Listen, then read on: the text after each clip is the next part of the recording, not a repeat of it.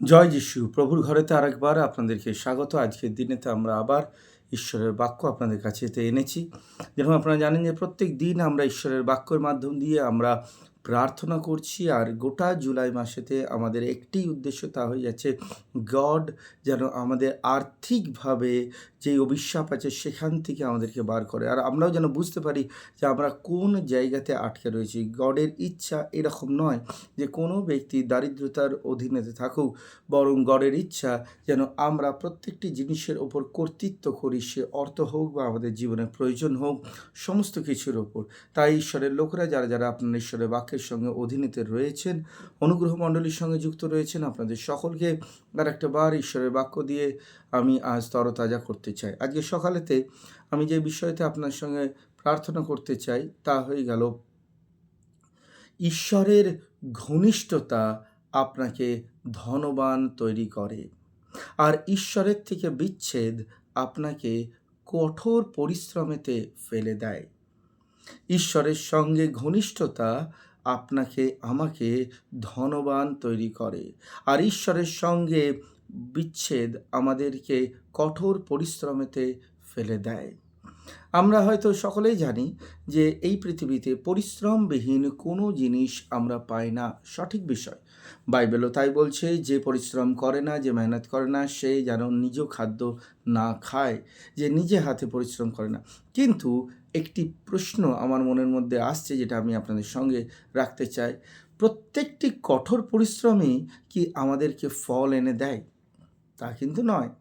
অনেকে রয়েছে সারাদিন ভর প্রচণ্ড পরিমাণে কঠোর পরিশ্রম করে, কিন্তু সেই কঠোর পরিশ্রম তাকে খুব অল্প পরিমাণেতে নিয়ে আসে ফল, এবং তার সেই অল্প পরিমাণ ফল তার জীবনের জন্য যথেষ্ট নয়।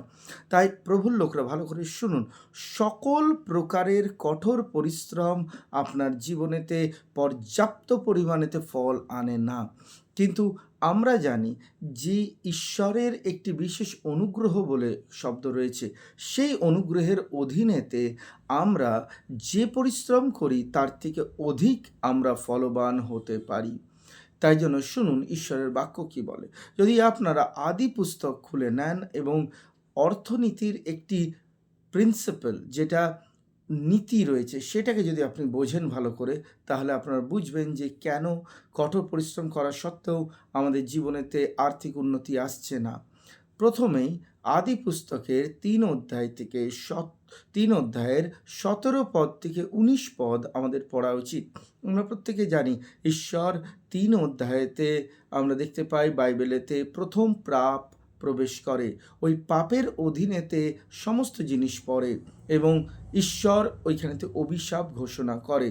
এবং যখন আদমের ওপরেতে আসে, বলে, হে পুরুষ, যেহেতু তুমি তোমার সেই নারীর কথা শুনে ফলটা খেয়েছিলে, যেই ফল আমি খেতে বারণ করেছিলাম, তাই তোমার কারণে আমি এই ভূমিকে অভিশপ্ত করছি।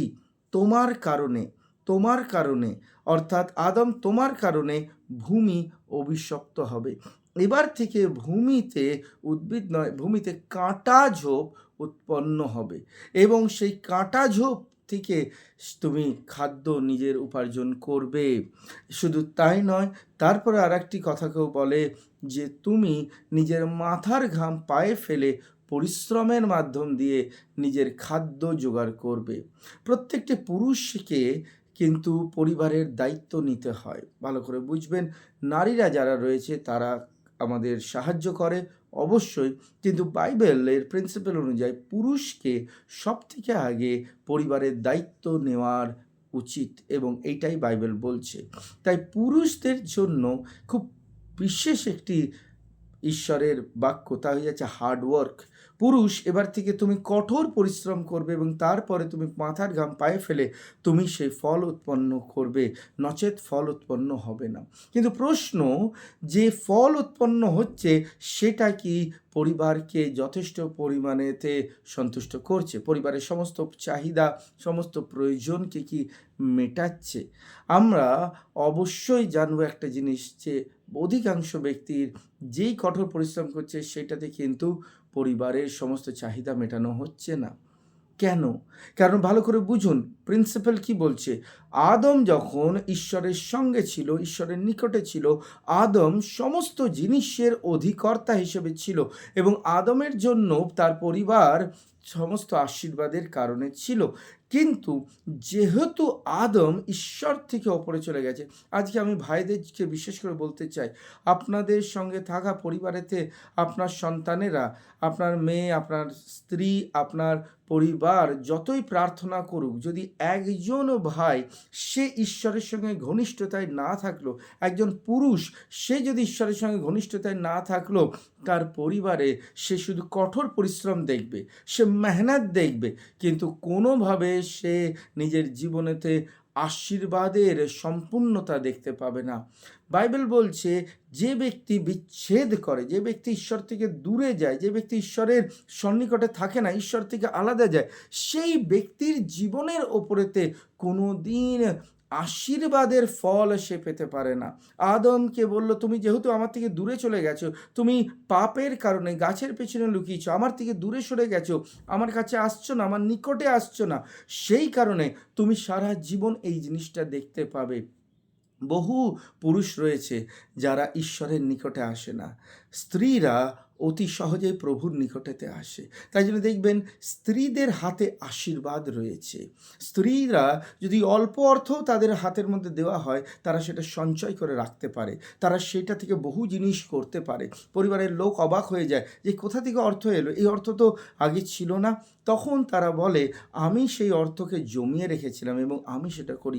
স্ত্রীরা বহু জিনিস আশীর্বাদের সঙ্গে নিয়ে যেতে পারে, কারণ তাদের হাতেতে কি রয়েছে, তারা ঈশ্বরের নিকটে থাকে, ঈশ্বরের সঙ্গে থাকে। যদিও বা এইটা হওয়া উচিত পুরুষদের, কারণ পুরুষদেরকে ঈশ্বর প্রধান আজ্ঞা দিয়েছে সে যেন থাকে ঈশ্বরের সঙ্গে। প্রভুর লোকরা শুনে নিন, আজকের দিনেতে যেটা আপনার প্রয়োজন সেটা হয়ে যাচ্ছে আপনি প্রভুর নিকটে আসুন। যখন প্রভুর নিকটে আসবেন, আপনার অল্প পরিশ্রম অবশ্যই পরিশ্রম করতে হবে, কিন্তু আপনার অল্প পরিশ্রম সেটা আশীর্বাদের কারণ হবে এবং যেইগুলো আপনার জীবনে তো অভাব, সেই অভাবগুলো অতি সহজে মিটবে। আমি আর একটি পদ আপনাকে পড়াতে চাই, কারণ এটা আমার বাক্য নয়, এটা ফিলিপিও ঈশ্বরের পবিত্র বাক্য থেকে আমি পাঠ করছি।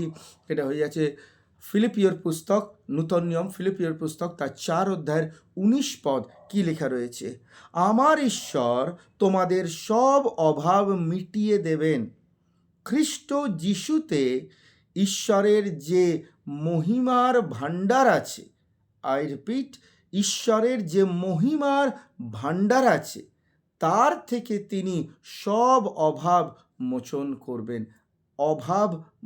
করবেন। আপনার পরিশ্রমেতে সব কিছু হচ্ছে, কিন্তু তবু একটি অভাব দেখা দিচ্ছে, আর ঈশ্বর বলছে তার মহিমার ভাণ্ডার থেকে, তার আশীর্বাদের ভাণ্ডার থেকে তিনি কি করবেন?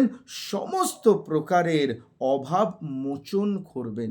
তাই জন্য প্রভুর লোকরা, যখন আপনি ঈশ্বরের সামনেতে আসবেন, ঈশ্বরের নিকটে আসবেন, ঈশ্বরের ক্লোজনেসে আসবেন, যে কোনো পুরুষ, আপনাকে আমি বলি, আপনি ঈশ্বরের নিকটে এসে দেখুন, আপনার পরিশ্রম আগে যেটা করতেন তার থেকে অল্প পরিশ্রম করতে হবে এবং অধিক থেকে অধিক ইনকাম আপনি পাবেন।